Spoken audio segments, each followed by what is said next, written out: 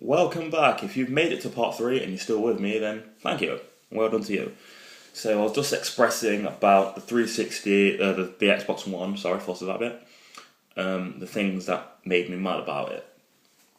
There are redeeming qualities, but when it comes down to it, was it a next-gen console? Was it amazing? To me, it was just like an Xbox 360 with a Kinect. There was nothing really that made me go, this is next generation. It was worth waiting, 9 years for. It didn't seem like much advancement really. It just seemed like they could have brought out another update of the Xbox 360 and, done it for 300 and it would have been fine. The launch titles aren't brilliant, obviously, as I've expressed before. Rise, I haven't played. I'm going to get that game. It was sold out when I tried to get it the other day, so I'm going to try and get that soon. Forza Motorsport 5. I've expressed in the other video why I hated Forza Motorsport 2 or 3. I can't remember the name because it's that insignificant to me. This one I really fucking like. This is one of the most realistic racing games I've ever played, and I'm not a racing game fan. Some people fucking get every Need for Speed, Grid, fucking Project Gotham, whatever fucking racing game comes out. Mine was pretty simple. Mine, when I was younger, it was like Crash Team Racing, and I played a Gran Turismo a couple of times and Porsche Challenge, right, and Diddy Kong Racing. Then I fucking moved up to Blur and one Burnout game and little things like that, and a couple of Need for Speed games. But I was never a massive fan of driving games, mostly because in a driving game you crash. And that's the fucking end of the match. You're in first place, you take one corner too quick, you fucking hit a wall. When you respawn, 5 seconds later, you're at the back of the fucking pack. And then you've got to accelerate all the way up to get back up to speed again because it stopped you, because it took your speed right down. Blur was the last driving game I played that I fucking liked. And I still play that now because I love it, right? Forza Motorsport is a realistic driving experience to me. And I found myself putting my foot down, like in real life, in the real world, because I felt like I was that much in a car. When you've got a big screen TV, it does seem like you're in an actual car because of the size, because of the proportions of things. It seemed like I was in a real car, which I loved. Taking corners is realistic, and the controller vibrates with the action. So if you're on a road and you're losing grip, you'll feel it vibrating like you're losing control, like you're losing the grip. When you're on a straight road and it's all smooth surface, it's smooth, it's an easy, it's not vibrating. So you kind of know. When you take a corner too quick, it reacts to it like in real time with the action that's going on. It's not just like the other controllers that I hated that would just fucking vibrate when something happened, but there was no distinction of why it was vibrating. That's what put me off analog controllers. Every controller I had since the PlayStation 1, I turned the fucking vibration off if I could, because I didn't like it. It was and it felt real uncomfortable in the hand when it's just vibrating and puts you off. This is the first console I've had in 10, 15 years where I've had the vibration on and it doesn't bother me, and it feels good in your hands and it's fine. It's nice and smooth driving experience.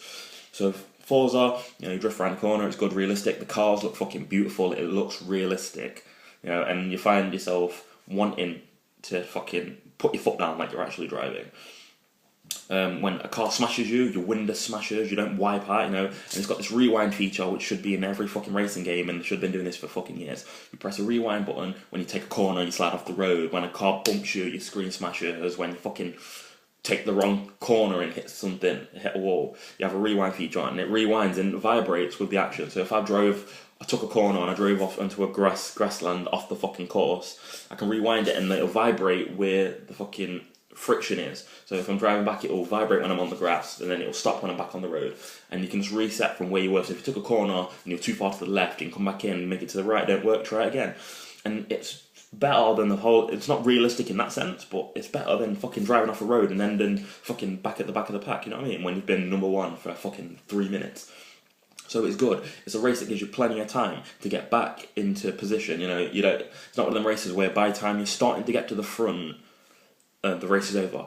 The race is 5-6 minutes long, so you've got time to fucking catch up with people and take corners, and it tells you when you took a corner good or a perfect turn.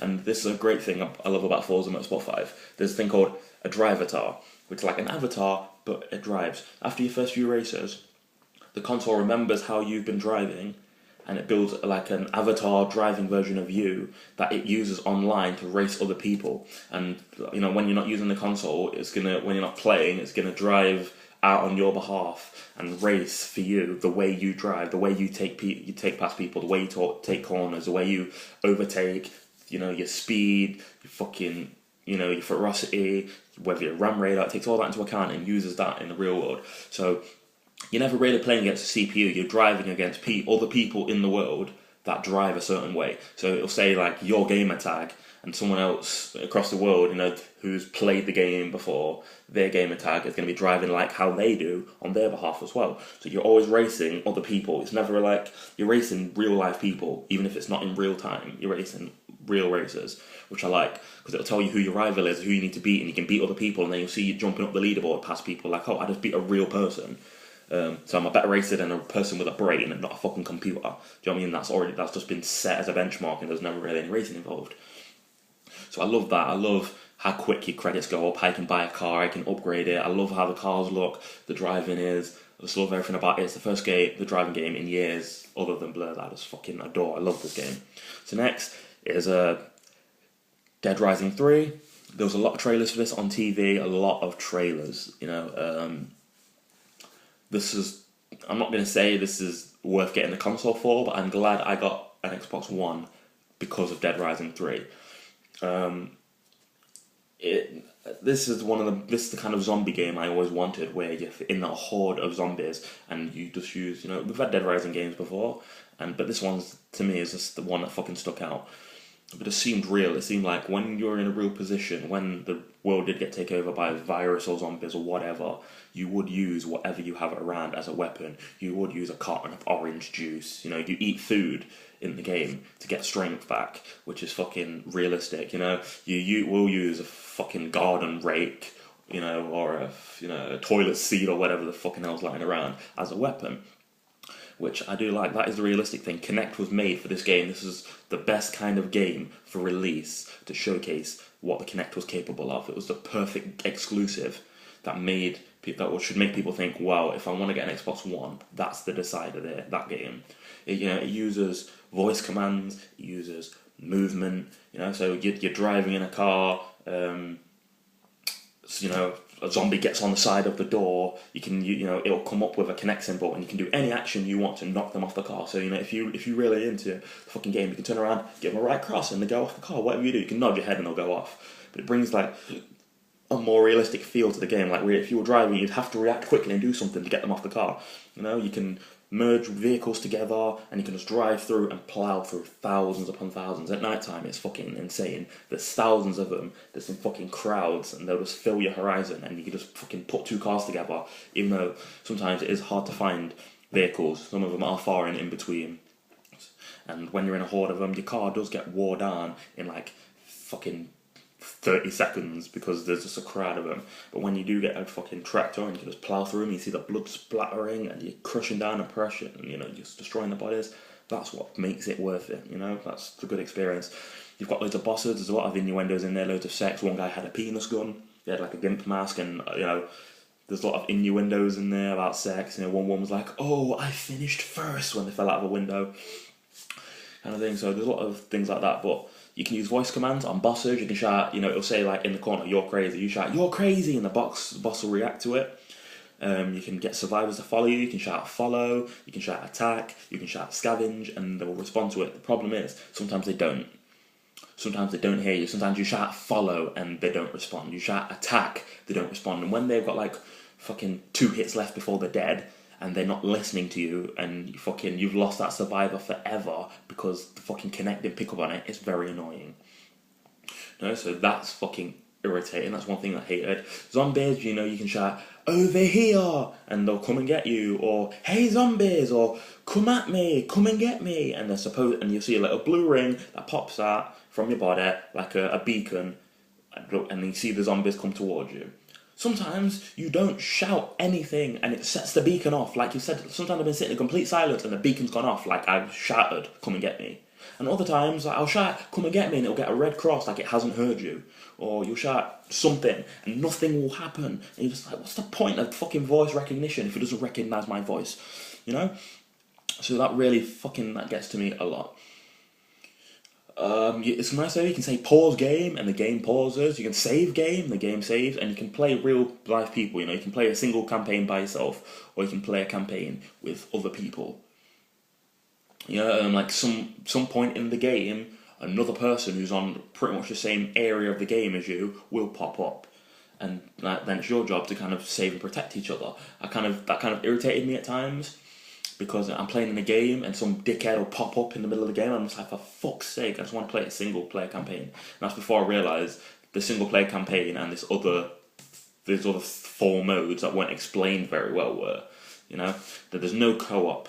You know, there's no split screen co-op, which you'd think this fucking game would have. It'd be the perfect game if you just had another survivor and you work together, but there's no co-op for it, which is fucking stupid. It was much to my nephew's disappointment when I was like, yeah, I've got another controller, but there was no fucking co-op with the game. This is a game that was made for it. So, you know, that was kind of irritating. Really got my nerves. But, you know, Dead Rising 3, it's an interesting game. It's worth getting it just so you can put weapons together and see all this crazy shit. And if you're like me, if you just love fucking killing zombies, it's nice. You know, you can have special moves. You can like pick them up and powerbomb them on their head. You know, things like that. I just love mowing through thousands of them. That's my kind of game. That's what I like. So it is worth getting an Xbox One just to experience that, but obviously get it from a friend as well. I haven't played Crimson Dragon or Fight Within yet, but, you know, I really did love Dead Rising 3. That was the kind of game I played, and I was like, well, you know, I love it. The achievements were quite easy. Motorsport 5, Forza, the fucking achievements are piss easy. So it's worth getting that. The PS4 I ordered, and there's been a trouble with the fucking post, so I should have got it a week ago, or over a week ago, and it hasn't come yet. A lot of, you know, Microsoft and Sony are pretty much expecting everyone to have both consoles at some point in time, owning both. I think if you had to choose one, I'd go with the PS4, hands down every time. Because entertainment, you know, Netflix, you know, I can watch Netflix on my TV. You can watch TV for your Xbox. I'm not so lazy I need to watch a TV and play a game at the same time. You know what I mean? I can fucking don't encourage me to play games and watch TV. You know, one or the other, waste electricity. You know, so I don't think the extra features are really worth it. The things you can get yourself if you've got a TV provider and a laptop, I don't think you really need an Xbox One for the entertainment. You know what I mean? But the Kinect works well with some games. Some games it doesn't, because the responsiveness is fucking bollocks. And sometimes I'm playing NBA 2K14 and I'm shouting and it can't fucking understand what I'm saying. Even when you speak slow and you shout, and it just makes you look fucking stupid. Like, you're spying on me to find out how fucking shit the fucking user experience is. So yeah, that's pretty much what I got to say about it. Any questions, inbox. But I've pretty much covered everything I need to cover with this video. So thanks for watching. See you later, you bastards.